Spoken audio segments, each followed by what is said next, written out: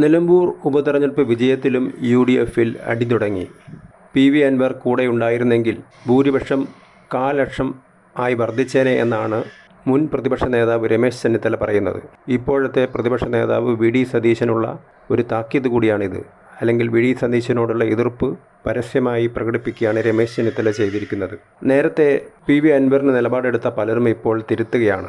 അൻവറിന് വേണ്ടി വാതിലുകൾ കൊട്ടിയടച്ചിട്ടില്ലെന്നും അടച്ച വാതിലുകളെല്ലാം തുറക്കുമെന്നാണ് KPCC പ്രസിഡന്റ് ഇപ്പോൾ പറയുന്നത്. ഇതിനർത്ഥം അൻവറിനെ ഒഴിവാക്കാനുള്ള ശ്രമങ്ങൾ അത് തെറ്റായിരുന്നു, അതിൻ്റെ പിറകിൽ VD സതീശനാണ് എന്ന് പരോക്ഷമായി കുറ്റപ്പെടുത്തുകയാണ് കോൺഗ്രസ്സുകാർ പലരും ചെയ്യുന്നത്. രമേശ് ചെന്നിത്തല പറഞ്ഞത് താൻ അൻവറിനെ UDFലേക്ക് കൊണ്ടുവരാൻ ശ്രമിച്ചു, അതേപോലെ തന്നെ മുസ്ലിം ലീഗിലെ പ്രമുഖ നേതാവ് PK കുഞ്ഞാലിക്കുട്ടിയും ലീഗ് നേതാക്കളും ശ്രമിച്ചു, പക്ഷേ നടന്നില്ല എന്നാണ്.